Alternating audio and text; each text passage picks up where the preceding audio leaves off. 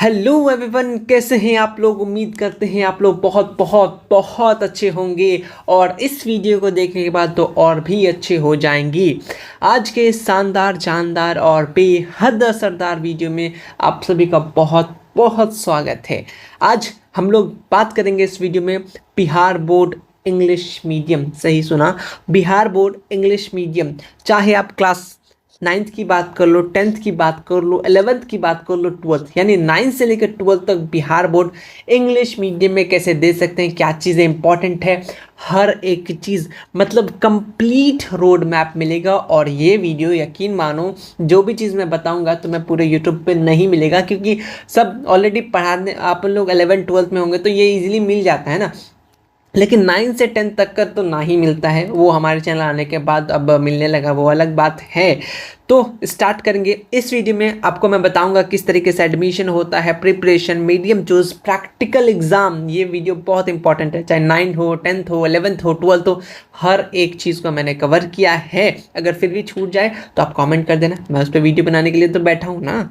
और आपका बुक कौन सा फॉलो होता है, सिलेबस क्या होता है, क्वेश्चन बैंक, सैम्पल पेपर, हर एक चीज़ इस वीडियो में बताएंगे। तो इस वीडियो को ज़रूर पूरा देखिए, भले थोड़ा बहुत फास्ट करना तो देख लो फास्ट करके, मतलब मैं तो ऑलरेडी 2x पे ही बोलता हूँ। इंपॉर्टेंट क्वेश्चन, जब भी अगर आप 9th में हो, 10th में हो, इंग्लिश मीडियम लेना चाह रहे हो तो आपके दिमाग में कुछ कुछ क्वेश्चन चलता है, या आप अभी इंग्लिश मीडियम में एग्जाम देने वाले हो आने वाले बोर्ड एग्जाम में, तो आपके दिल में, दिमाग में, फेफड़ों में कहीं ना कहीं ये क्वेश्चन बसता है। तो मैं उसको सबसे पहले क्लियर कर देता हूँ फर्स्ट में। तो फर्स्ट क्वेश्चन, बहुत सारा क्वेश्चन ये आता है कि बिहार बोर्ड, जैसे आपने वीडियोस की स्टार्टिंग में ही देख लिया, बिहार बोर्ड इंग्लिश मीडियम में दे सकते हैं? तो जवाब है बिल्कुल आप दे सकते हैं। आप मुझे देख लो, वैसे आप मुझे तो देख नहीं पाओगे, बट मेरी बातों को यकीन करो, मैंने क्लास 9 से लेकर के क्लास 12 तक बिहार बोर्ड इंग्लिश मीडियम से कंप्लीट किया। तो मुझसे बेहतर तुम्हें कौन बताएगा, है ना, कौन ही बता पाएगा। मैंने ऑलरेडी 9 से लेकर 12th कंप्लीट कर चुका हूं, तो मुझे सब कुछ पता है, क्या क्या करना होता है, क्या क्या नहीं। तो मैं आज वीडियो में कंप्लीट बताने ही वाला हूं। नेक्स्ट क्वेश्चन की बात कर ले। नेक्स्ट क्वेश्चन क्या होता है, क्या इंग्लिश मीडियम में अलग सेंटर होता है? वैसे ये क्वेश्चन तो बहुत कम लोगों का, लेकिन फिर भी आता है कहीं ना कहीं। क्वेश्चन डिफरेंट होता है, ये क्वेश्चन बहुत बड़ा है मेरे सामने। तो देखो, सेंटर आपका अलग नहीं होता। एग्जामिनेशन सेंटर की बात कर ले तो वो अलग नहीं होता है, सेम सेंटर होता है, सेम क्लास होता है। वहाँ पे आपको ये नहीं किया जाता आप इंग्लिश मीडियम में आप उधर बैठोगे, ऐसा कुछ नहीं। सब कुछ एकदम भाईचारा ऑन टॉप रहता है, सब कुछ अपना अपना काम करता है।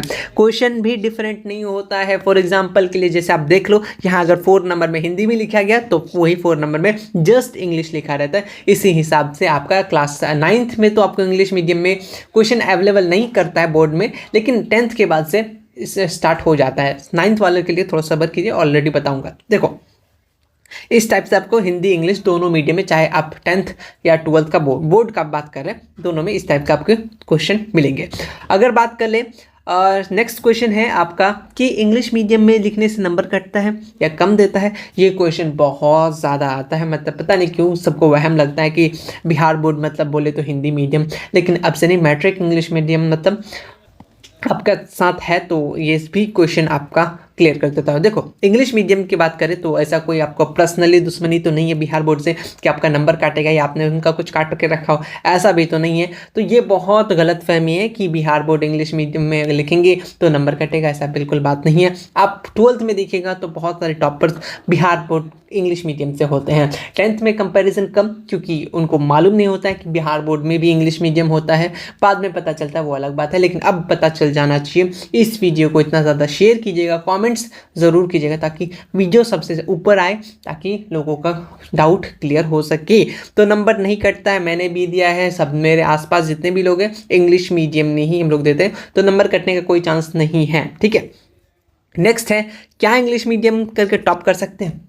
बिल्कुल कर सकते हो। मुझे मैं भले मैं नीचे से टॉप किया, वो अलग बात है, लेकिन मजाक से हट के बिल्कुल टॉप कर सकते हो, कोई दिक्कत की बात नहीं है। क्लास 12th में आपको इजीली टॉपर मिल जाएंगे, क्लास 10th में भी मिल जाएंगे। इससे पिछले साल ही हमारे चैनल से 94% बिहार बोर्ड डिस्ट्रिक्ट टॉपर में आए हुए हैं। तो ये जो चीज़ें होते हैं कि इंग्लिश मीडियम में टॉप नहीं कर सकते, ये सब गलत बात है। आप अच्छे से लिख के आओगे तो आपको अच्छा नंबर मिलेगा, ज़रूर टॉप करोगे। 12th में बहुत सारे हैं ना, तो ये भी डाउट आपका उम्मीद करते हैं क्लियर हो गया होगा। इंग्लिश मीडियम में बिल्कुल टॉप कर सकते हैं, फोटो वोटो सब कुछ, प्राइज वाइज भी जीत सकते हैं, ठीक है। अब हम लोग कुछ कुछ इंपॉर्टेंट बात करेंगे तो अब अपना अच्छे से बातों को मेरे ध्यान से सुनिएगा। फर्स्ट, एडमिशन रजिस्ट्रेशन कहाँ से क्या स्टार्ट होता है वो सब मैं बताने वाला हूँ। Class 10th Bihar board. देखो, उससे पहले आप लोग 8th कंप्लीट कर लेते हो। मैं कुछ चीज़ें बता रहा हूँ, ध्यान से सुनना। 8th कंप्लीट कर लेते हो। 8th कंप्लीट करने के बाद आप 9th में एडमिशन लेते हो। जब आप 9th में एडमिशन लेते हो तो आपको 8th के लिए वहाँ पे आपको लिविंग सर्टिफिकेट दिया जाता है। कुछ भी, कहीं से भी, आप स्टेट बोर्ड से हो, ICSE से हो या CBSE से हो, आप 8th कंप्लीट करने के बाद 9th में एडमिशन आ सकते हैं। ऐसा नहीं आपने डायरेक्ट 10th में एडमिशन कर लिया, ऐसा पॉसिबल नहीं है। आपको 8th कंप्लीट करने के बाद 9th में एडमिशन लेना होगा। 9th में एडमिशन होता है, उसके बाद एडमिशन के कुछ ही दिन बाद आपका रजिस्ट्रेशन होता है। रजिस्ट्रेशन करने के बाद आप ऑफिशियली बिहार बोर्ड के स्टूडेंट कहलाते हो, उनके पोर्टल में आपका नाम ऐड हो जाता है। ये 9th की बात है। आपने 8th कंप्लीट किया, 8th कंप्लीट करने के बाद रजिस्ट्रेशन हुआ 9th का आपने रजिस्ट्रेशन कर लिया। अगर आप 9th में ही इंग्लिश मीडियम चूज करना चाहते हो तो देखो, अगर रजिस्ट्रेशन फॉर्म में मीडियम का ऑप्शन रहा तब आप टिक करना, अगर नहीं रहा तो कोई बात नहीं। बस आपको ही मालूम रहेगा आप इंग्लिश मीडियम में हैं, आपको क्या फॉलो करना है अभी मैं बता दूंगा, लेकिन बस आपको मालूम रहेगा। इस टीचर को बता दीजिएगा हम इंग्लिश मीडियम में हैं। आपको हो सकता है एग्जामिनेशन में इंग्लिश मीडियम का क्वेश्चन ना मिले, 9th की बात कर रहा हूँ, तो कोई बात नहीं, आपको 9th वैसे भी बिहार बोर्ड में सबको ही पास हो जाता है, तो आप अच्छे से पढ़िएगा। लेकिन क्या पढ़ना वो मैं बता दूंगा। एडमिशन कर लिया 9th में, डायरेक्ट 10th में नहीं होगा, 9th में एडमिशन लेना होगा, फिर आपका 10th में आपका रजिस्ट्रेशन होगा। तो 9th का फाइनल एग्जाम के बाद आप इंटर करोगे बिहार बोर्ड की फाइनल एग्जाम क्लास 10th, जिसको सबको बेसब्री से इंतजार होता है, मैट्रिक। तो जब आप एडमिशन करोगे 10th का, तो आपको कुछ मतलब महीनों के बाद, जैसे अभी जिस तरीके से जुलाई चल रहा है, तो जुलाई अगस्त के बीच में, अगस्त सितंबर या लास्ट के बीच में, जैसे कि मैं बताऊं, जैसे अभी जुलाई है ना, जुलाई से लगभग जुलाई अगस्त में अभी फॉर्म दिखा रहा हूं, तो आपको यहाँ पे मीडियम चूज क्लास 10th में मिलता है। ऑफिशियली की बात करें, मीडियम चूज का ऑप्शन क्लास 10th में 2 ऑप्शन मिलता है, एक नहीं 2 जगह मिलता है मीडियम चूज करने का। अगर एक में आप ना कर सको, लेकिन एक में करना है, वो बहुत ज़्यादा इंपॉर्टेंट है। कहाँ पर मैं बता रहा हूँ, ठीक है। और अगर 10th मीडियम चूज का ऑप्शन क्लास 10th में आपको मिलेगा 2 जगह। पहली की बात करें, मैं रजिस्ट्रेशन फॉर्म 10th में भी एक रजिस्ट्रेशन होता है, जैसे यहाँ पे 2024 दिख रहा है, ये अप्रोक्स ना अगस्त सितंबर के आसपास ये फॉर्म निकलता है ना। जब भी निकलेगा पता चल जाएगा, कोई दिक्कत की बात नहीं, मैं तुम्हें बता दूंगा। चैनल को सब्सक्राइब कर लेना। देखो, नाम रजिस्ट्रेशन अगर तुमको स्कूल की तरफ से ही दिया जाता है भरने के लिए, तुम इजीली भर सकते हो। यहाँ पे देखो, यहाँ पे इंपॉर्टेंट है मीडियम का ऑप्शन। आप किस मीडियम में अपेयर होंगे एग्जामिनेशन में। जिनका हिंदी है वो हिंदी पे टिक करेंगे, जिनका इंग्लिश है और वो इंग्लिश में टिक करेंगे। बहुत लोग ऐसे हैं कि वो हड़बड़ी में हिंदी टिक करके आगे बढ़ जाते हैं, ठीक है। अब वो सोचते हैं कि अब तो हम हिंदी मीडियम के हो गए हैं, अब क्या हम बिहार बोर्ड में इंग्लिश मीडियम में दे सकते हैं? बिल्कुल दे सकते हैं। और एक बात, जो लोग 9th में हैं या फिर क्लास 10th हो गया उनका हिंदी मीडियम से, अब वो चाह रहे कि हम 11th इंग्लिश मीडियम में करें, तो कर सकते हैं। हाँ, बिल्कुल कर सकते हैं, बिल्कुल। इसी तरीके से आपका 11th में भी फॉर्म आता है, वहाँ पर भी मीडियम का ऑप्शन होता है, लेकिन मेन मीडियम का ऑप्शन आपको एग्जामिनेशन हॉल में चूज करना होता है। वो भी इसी वीडियो में मैं बता दूंगा कहाँ पे चूज करना होता है। मैं एक बात फिर से बता रहा हूँ, अगर आप 10th कर लिया हिंदी मीडियम से, अभी मन है कि मैं इंग्लिश मीडियम से करूँ, ठीक है, तो आप कर सकते हैं। 11th में हिंदी मीडियम में क्या चाह रहे हैं कि मैं डायरेक्ट 12th इंग्लिश मीडियम से करूँ, तो आप पढ़ सकते हैं। और पढ़िए, इंग्लिश मीडियम बहुत ज़्यादा आगे भी काम देगा। आप इजीली वहाँ पे मीडियम के ऑप्शन में आप इंग्लिश बस चूज कर लेना, आपका काम हो जाएगा। फिलहाल ये 10th की बात करें, 10th के आप लोग का जुलाई से अगस्त के बीच में या सितंबर, जब भी हो, फॉर्म आता है एक रजिस्ट्रेशन टाइप का, वहाँ पे आपको एक मीडियम का ऑप्शन देखने को मिलता है। अगर ये मीडियम का ऑप्शन बाय द वे छूट जाता है या किसी वजह से नहीं कर पाते हैं, तो कोई बात नहीं, इसका एक फाइनल वाला ऑप्शन मिलता है, वो बहुत ज़्यादा इंपॉर्टेंट है, जो आपको एग्जामिनेशन जिस दिन आप एग्ज़ाम देने जाइएगा, जिस कॉपी में आपको लिखने दिया जाएगा, वो सबसे ज़्यादा इंपॉर्टेंट होता है। ये वाला किसी को नहीं भूलना होता है, और भूलिएगा भी मत। जैसे यहाँ पे सब्जेक्ट का नाम, और यहाँ पे आपका देखिए medium of answering the question, यहाँ पे ये जो 2 नंबर है बहुत ज़्यादा इंपॉर्टेंट है। अगर आप कोई भी 12th में बात करें, 12th में भी इसी टाइप का होगा, बस 12th वगैरह लिखा हुआ होगा। मीडियम का ऑप्शन में आपको इंग्लिश लिखना है, ये सबसे इंपॉर्टेंट है, यहाँ मीडियम चूज़ करना सबसे ज़्यादा इंपॉर्टेंट है। यहाँ आपने अगर गड़बड़ी कर दिया तो दिक्कत हो सकता है। उम्मीद करते इतने तो बच्चे नहीं है कि आप लोग ये चीज़ गलती करेंगे। क्लास 10th हो गया, क्लास 12th हो गया, यहाँ पे आप इजीली आप मीडियम चूज़ कर सकते हैं, कोई दिक्कत की बात नहीं है। आपने फॉर्म में कुछ भरा हो सकता है मिस्टेक से कुछ भर दिया हो, लेकिन ये वाला सबसे ज़्यादा इंपॉर्टेंट रहता है, ये बात ज़रूर याद रखना। इसको किस तरीके से भरते हैं ये सब एग्जाम के टाइम पे, लेकिन मीडियम का ऑप्शन आपको यहाँ मिलेगा, बेफिक्र हो जाओ। अभी 10th में इंग्लिश मीडियम पढ़ रहे हो और तुम लोग सोचो मुझे कहाँ इंग्लिश मीडियम में भरने मिलेगा, कौन सा फॉर्म भरना होगा, कुछ नहीं, आपको एग्जामिनेशन हॉल में आपको ये मिलेगा, यहाँ पे आप इंग्लिश लिख देना, चाहे आप 12th में हो या 10th में हो, ठीक है, क्योंकि बोर्ड एग्जाम तो बस 10th और 12th में होता है। 11th में तो स्कूल लेवल का एग्जाम होता है, उसके लिए कोई दिक्कत ही नहीं है ना, वो तो अपना स्कूल है, अपना ही चलता है वहाँ पे। तो मीडियम चूज समझ में आ गया कहाँ पे करेंगे। अब आगे बढ़ेंगे, यहाँ पे मैंने फुली कंप्लीट दिखा दिया, यहाँ पे आपका नाम फोटो वगैरह मस्त चांद से मुकड़ा रहेगा, ठीक है। इधर आपको ये सब चीज़ें एग्जाम के वक्त मैं बताऊंगा किस तरीके से क्या करना है ना। चलो ये सब हम लोग बाद में देखेंगे, देख लो। और मैं कुछ चीज़ें बता दूँ कि एग्जाम सेंटर में आपको 4 चीज़ दिया जाता है। एक पहला OMR सीट, वहाँ पे मीडियम चूज़ का ऑप्शन नहीं रहता है। अटेंडेंस शीट ए, यहाँ पे भी मीडियम चूज़ का ऑप्शन नहीं होता। अटेंडेंस शीट भी, यहाँ पे भी मीडियम चूज़ का ऑप्शन नहीं होता। बस आपको कॉपी, जो मैंने अभी कॉपी दिखाई, बस इसी में आपका मीडियम चूज़ का ऑप्शन रहेगा।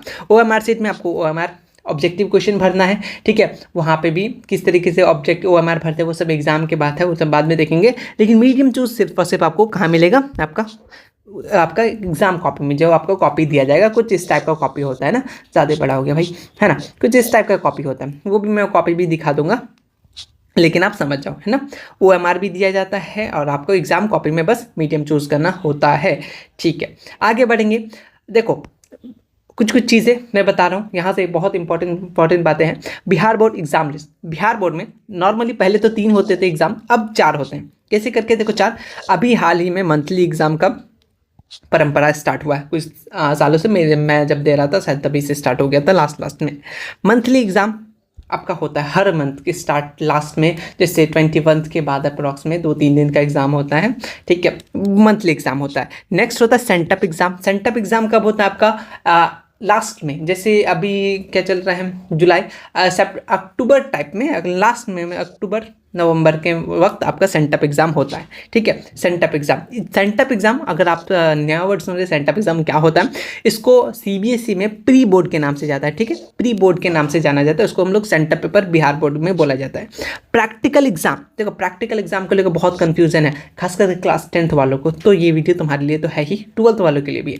उसके बाद फाइनल आपका बोर्ड एग्जाम 1 Feb से आपका तो फिक्स है, क्लास 12th का फिक्स है, ठीक है। अगर बात कर ले 10th की बात कर ले, क्लास 10th की बात कर ले, तो आपका अप्रॉक्स 15 या 16 फरवरी से फिक्स है डेट, ठीक है, आपका स्टार्ट हो जाता है, प्लस माइनस 1 आध दिन, लेकिन फरवरी को आपका फाइनल एग्जाम हर साल होता है, हर साल होगा, ठीक है, ये बिहार बोर्ड का नियम है, ठीक है, याद रखना। तो ये आपका टोटल कितने एग्जामिनेशन होते हैं, 4 एग्जामिनेशन होते हैं, और इसके क्वेश्चन भी बोर्ड ही बनाते हैं। मैं और भी चीज़ें मैं बताऊंगा आगे धीरे धीरे करके। देखो प्रैक्टिकल एग्जाम की बात करेंगे, हाँ थोड़े आप लोग गौर से सुन लेना। प्रैक्टिकल एग्जाम क्लास 10th की बात कर ले, क्लास 12th की बात कर ले।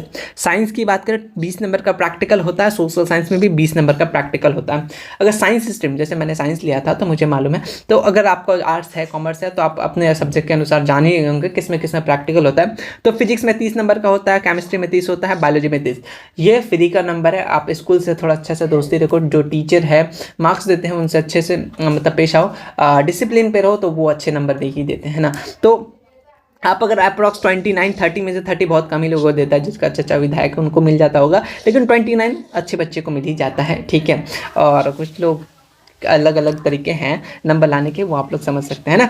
तो ये प्रैक्टिकल के नंबर है, और मैं मानता हूँ इनका फ्री का नंबर। इनका एग्जाम भी होता है, प्रैक्टिकल का एग्जाम होता है क्या क्या, वो आपका 10th में भी होता है और 12th में थोड़ा सा अच्छे किस टाइप से एग्जाम होता है, 10th में उतना नहीं होता है। तो देखो ये आपका प्रैक्टिकल नंबर है, फ्री का नंबर है, ये आपके हवाले है, ठीक है। आप किस तरीके आपको कॉपी बनाना दिया जाता है, अभी मैं बता देता हूँ। देखो प्रैक्टिकल एग्जाम के लिए प्रैक्टिकल बुक एक आता है, लेकिन पहले मैं 10th की बात कर लो तो थोड़ा सा देखो, 10th में प्रैक्टिकल बुक इंग्लिश मीडियम में अवेलेबल नहीं है। सेंटर आपका स्कूल में ही होता है, आपका स्कूल में कॉपी भी स्कूल में ही चेक होता है, और मार्क्स भी स्कूल वाला ही देता है, तो डरने की बात नहीं है। इंग्लिश मीडियम में प्रैक्टिकल बुक नहीं आता है, ठीक है। अगर मैं तो अभी तुम्हें बताता हूँ क्या करना पड़ता है। क्लास 12 की बात कर ले तो प्रैक्टिकल बुक इजीली अवेलेबल है, अदर पब्लिकेशन निकालता है। सेंटर आपका एग्जाम आपका स्कूल में ही होता है, कॉपी चेक भी स्कूल में होता है, मार्क्स भी स्कूल ही देता है। 12th में थोड़ा सा बात अलग है, ठीक है। 12th में क्या होता है, प्रैक्टिकल बुक आपको रेडी करना होता है, ठीक है। चाहे फिजिक्स केमिस्ट्री बायो हो, जैसे मैंने मैथ का तो प्रैक्टिकल होता नहीं है ना, तो आपको प्रैक्टिकल बुक मिलता है, ईजिली मिल जाता है कोई भी स्टोर में। वहाँ से प्रैक्टिकल बुक लेना है, बस आपको छाप के रख देना है। एक कॉपी दिया जाता है, 4-5 करके बनाना होता है, फिगर के साथ अच्छे से बनाना होता है कॉपी को, ठीक है। उसके बाद उसमें साथ साथ क्या होता है, आपका एग्जाम होता है। 12th में तो अच्छे से एग्जाम होता है, वो स्कूल पे भी डिपेंड करता है किस टाइप का आपका स्कूल है, तो उसका एग्जाम होता है। स्कूल में आपको बिहार बोर्ड ऑफिशियली क्वेश्चन बना के भेजता है प्रैक्टिकल के लिए, आपको लैब में जाके प्रैक्टिकल कराया जाता है। वो सिंपली लिखना ही होता है, आपको ये नहीं कि आपको कुछ बनाने दे दे, है ना। तो आपको वहाँ पे भी एग्ज़ाम टाइप का होता है। और बात कर लें तो वो भी स्कूल पे डिपेंड करता है किस टाइप का, बहुत ज़्यादा हार्ड एग्ज़ाम होगा। और वाइवा भी लिया जाता है कई स्कूलों में, जैसे मेरे स्कूल की बात करें तो कुछ वाइवा भी लिया गया था, कुछ क्वेश्चन पूछा गया था। तो ये भी आपका होता है। जैसे जनवरी के टाइम में आपका प्रैक्टिकल एग्ज़ाम, प्रैक्टिकल कॉपी आपको पहले से बना के रेडी रखना होता है। जैसे दिसंबर के आसपास में ठंडी में आप मस्त बैठ के आराम से प्रैक्टिकल बुक रेडी कर लीजिएगा। प्रैक्टिकल का एग्ज़ाम जनवरी में अप्रॉक्स डेट आ जाता है, एडमिट कार्ड वगैरह कुछ नहीं आता है, सेंटर आपका स्कूल में ही होता है। वो भी आपका ये सब चीज़ें आपका स्कूल में ही रहता है, तो आप इजीली दे सकते हैं और आपको मार्क्स भी स्कूल वाले अच्छे नंबर दे देते हैं, ठीक है। लेकिन 10th की बात कर ले, उनका क्या, वो क्या करेगा। देखो 10th में आपको इंग्लिश मीडियम में प्रैक्टिकल बुक नहीं आता है, तो आपको कोई भी हिंदी मीडियम उठा लेना है, ठीक है। कौन सा, हिंदी मीडियम वाला जो भी बुक है वो आपको उठा लेना है, और उसी को आप हिंदी मीडियम को ही आपको लिख लेना है उसी कॉपी में, क्योंकि आपका कॉपी चेक होगा आपके स्कूल में, वो बस बोर्ड के पास मार्क्स जाएगा। तो आप कोई मतलब नहीं बनता है ट्रांसलेट करने लिखने का, उतना मेहनत नहीं करना, उतना मेहनत आप बोर्ड एग्जाम में कर लेना, हो जाएगा काम। आपको हिंदी में ही लिखना है और वो कॉपी जमा कर देना है। 10th में एग्जामिनेशन की बात करें प्रैक्टिकल का, तो स्कूल पर डिपेंड करता है, लेकिन ऐसा तो देखा नहीं गया। सिंपली आपको कॉपी जमा करना होता है, आपको नंबर मिल जाता है। अगर हो सकता है कोई स्कूल बहुत ज़्यादा स्ट्रिक्ट हो तो इस एग्ज़ाम कुछ क्वेश्चन बोर्ड में देते हैं, वो आपको बनाना होता है, वो भी देख करके, कोई टेंशन की बात नहीं है। तो प्रैक्टिकल एग्जाम का टेंशन नहीं लीजिए, वो फ्री के नंबर होते हैं। उम्मीद करते हैं प्रैक्टिकल एग्जाम का टेंशन खत्म नहीं होगा, 12 के लिए तो कोई दिक्कत ही नहीं है। अगर फिर भी कोई क्वेश्चन है तो कमेंट्स बॉक्स में ज़रूर पूछ लेना। 10th वालों सिंपल से आपको हिंदी में कोई बुक फॉलो करना, अदर पब्लिकेशन आता है, उसी को बस आप देख के उतार देना है, हिंदी देख के लिखना, क्या ही दिक्कत है, ठीक है। और आपका मार्क्स वगैरह जो भी कॉपी चेक है वो स्कूल में होता है, तो कोई दिक्कत की बात नहीं है, ठीक है। चलिए आगे बढ़ेंगे, आगे क्या है, आ जाओ भाई आ जाओ। हाँ, अब हम लोग जो बात करेंगे वो क्वेश्चन बैंक को लेकर के। एक ऑफिशियल क्वेश्चन बैंक, एक पब्लिकेशन, जो अलग अलग पब्लिकेशन है वो लोग निकालते हैं। तो क्या क्या चीज़ है वो हम लोग थोड़ा सा देखते हैं। देखो अगर बात कर ले ऑफिशियल की बात कर ले, तो मंथली पेपर अभी जो हाल फिलहाल में आ रहा है, ये भी आपका बोर्ड बना के भेज रहा है। सेंटर पेपर भी आपका बोर्ड ही बना के भेजता है। मॉडल सेट भी, मॉडल सेट कब निकलता है, ये भी आपका अप्रॉक्स में बात करें तो क्या बोल सकते हैं, सितंबर अक्टूबर, ठीक है, अक्टूबर नवंबर, मतलब लास्ट में ये आपको जो है पैटर्न बताता है किस टाइप का आपको एग्जामिनेशन होने वाला है। उसी हिसाब से सेंटअप एग्जाम भी लिया जाता है, ताकि आप रेडी हैं बोर्ड के लिए, ये भी चेक किया जाता है। अगर मैं तुम्हें एक बात बताऊं, अगर आप सेंटअप और मॉडल सेट को अच्छे से करके जाते हैं तो बहुत सारे क्वेश्चन मतलब पास होने बराबर तो आप इजीली कर सकते हैं फाइनल में। जिन्होंने ये सेंटअप और मॉडल सेट अच्छे से कर लिया इसी साल का, जिस साल में आप देंगे, तो फाइनल समझिए आपका बहुत अच्छा जाने वाला है। क्योंकि बिहार बोर्ड ये 3 सेट रेडी करता है, एक सेंटअप के लिए बना देता है, एक मॉडल निकाल देता है, और फाइनल के लिए एक बचा के रख देता है। तो उसी हिसाब से क्वेश्चन को सेट किया जाता है। ये 2 चीज़ अगर अच्छा चला कि आपका अच्छा से क्वेश्चन बन रहा है, तो यकीन मानिए आपका फाइनल भी बहुत अच्छा जाने वाला है। और इसके मुकाबले फाइनल में क्वेश्चन इजी होते हैं, है ना। फाइनल में क्वेश्चन इजी होते हैं। मिक्स देखो तुम्हें 50-50 बनाना होता है। जैसे ऑब्जेक्टिव अगर 12th की बात कर ले तो 70 आपको 35 बनाना होता है, ठीक है। 70 में से 35 आपको ऑब्जेक्टिव बनाना होता है। तो बहुत सारे छोटे, 10th में भी वैसे बात कर लो तो 100 जैसे मैथ में MCQ है जिसमें से 50 बनाना होता है। जैसे SST की बात कर ले, साइंस की बात कर ले, तो आपको 80 नंबर का होता है, तो 80 में से आपको 40 ऑब्जेक्टिव बनाना होता है। तो आपके लिए बहुत सारा ऑप्शन है, आप इजी को बना के पढ़ कीजिएगा तो भी आपका ईजिली हो जाने वाला है। 12th में भी वही monthly exam, sent up exam, model set, final exam, ये सारे पेपर बिहार बोर्ड ऑफिशियल निकालते हैं और वो लोग बनाते हैं। अगर आपके पास अभी मंथली एग्जाम दे रहे हो, इसको अच्छे अच्छे से दो, इससे बहुत सारे क्वेश्चन आपको फाइनल में देखने को मिलेंगे। तो ये इसको अच्छे तरीके से यूज कीजिएगा। सेंटअप एग्जाम जब होगा वहाँ पे भी अच्छा खासा प्रैक्टिस हो जाएगा। फिर मॉडल सेट, आपको ये दोनों से पैटर्न पता चल जाएगा कि हाँ किस टाइप से एग्जाम होने वाला है। और मंथली एग्जाम जो भी क्वेश्चन हो रहा है इसको थोड़ा सा अच्छे से पढ़ते रहिए, वहीं सब क्वेश्चन को एक अलग नोटबुक बना लीजिए ताकि वहाँ से क्वेश्चन फाइनल में बहुत ज़्यादा देखने को मिलेगा। ठीक है, कहाँ से क्वेश्चन बनाएगा, सिलेबस चेंज नहीं हुआ है, एज इट इज़ जैसा था वैसा ही है। ठीक है, आगे बात करेंगे। देखो पब्लिकेशन क्वेश्चन बैंक की बात करेंगे तो 10th की बात कर लो तो चैप्टर वाइज ऑब्जेक्टिव नहीं मिलता है इंग्लिश मीडियम में, ना तो पीवाईक्यू मिलता है, सिर्फ एक मॉडल सेट अभी कुछ कुछ पब्लिकेशन का मैंने देखा है वो निकालते हैं। और प्रैक्टिस के लिए कोई पेपर नहीं होता इंग्लिश मीडियम में। तो इंग्लिश मीडियम वाले क्या करें, रुको ज़रा सब्र करो, मैं हूँ ना, जब तक मैं हूँ तब तक तुम्हें कुछ नहीं होने वाला है। देखो 12th की बात करो, chapter wise objective easily available है। अब ये मत बोलना कौन सा पढ़े कौन सा पब्लिकेशन ले, सबका क्वेश्चन पेपर मैंने देखा लगभग सेम है। ठीक है, पीवाईक्यू आप कहीं से भी चाहे आप डाउनलोड कर लो या फिर बुक पब्लिकेशन पीवाईक्यू स्पेशल निकालते हैं, मॉडल सेट भी निकालते हैं पब्लिकेशन वाले, कुछ 5-6 सेट करके निकालते हैं, वो 35-45 अप्रॉक्स में मिल जाता है। प्रैक्टिस सेट वही सब चीज़ें निकाला जाता है। अगर 12th वालों मैं तुम्हें कुछ बताना चाह रहा हूँ, अगर तुम्हें मुझसे कोई हेल्प चाहिए क्योंकि मेरे पास भी रिसोर्सेज है, अगर आप PCBC हो, ठीक है, M वाले भी हो, PCM वाले भी हो, तो मुझे बता देना, मैं तुम्हें कुछ चीज़ें बताऊँगा, वहाँ से तुम कर लेना। तो मैं तुम्हें बता दूंगा कहाँ से क्या क्या चीज़ें करना होता है ईजिली, फ्री ऑफ कॉस्ट। ठीक है, कोई पैसा नहीं लगने वाला है। और 10th की बात कर ले, आप लोग 10th वाले सुन लीजिए, चैप्टर वाइज आपको कहीं नहीं मिलेगा, लेकिन ये यूट्यूब चैनल पे बिल्कुल मिलेगा। वो भी पिछले 2 साल से कराया जा रहा, तो इस साल और भी चीज़ें ऐड होंगे। पीवाईक्यू भी कराया जाएगा, मॉडल सेट भी और प्रैक्टिस सेट भी। जैसे अभी हाल फिलहाल में हम लोग जो भी चीज़ कर रहे हैं, हर संडे को उसका ऑब्जेक्टिव इंग्लिश मीडियम में करते हैं। जो अवेलेबल नहीं है वो चीज़ हम लोग करके दे रहे हैं, वो भी फ्री ऑफ कॉस्ट, बिना किसी पैसे के। अगर आप 12th वाले हैं तो आप लोग कमेंट कर दीजिएगा कि आप लोग को क्या क्या चाहिए, कौन कौन सा बेस्ट है, कहाँ से पढ़ सकते हैं, कहाँ से नहीं पढ़ सकते, उस पर भी हम लोग डिटेल वीडियो बना देंगे। 9th 10th आप लोग सोच रहे हैं हम लोग के बारे क्यों नहीं बता रहे, आप लोग बस सिंपल सा अभी मैं सिलेबस बताऊंगा, वहाँ मैं बताऊंगा कहाँ पर पढ़ना। स्टडी मटेरियल एंड सिलेबस यहाँ पे इंपॉर्टेंट है। देखो 9th में हो, साइंस हो गया, सोशल साइंस हो गया, मैथ हो गया, इंग्लिश हो गया, लैंग्वेज पेपर हो गया। ये इंग्लिश और लैंग्वेज पेपर ये बिहार बोर्ड का बुक चलता है, इजिली 15-30 रुपीज़ में आपको मिल जाता है, यहाँ से आप देख लेना लैंग्वेज पेपर के लिए।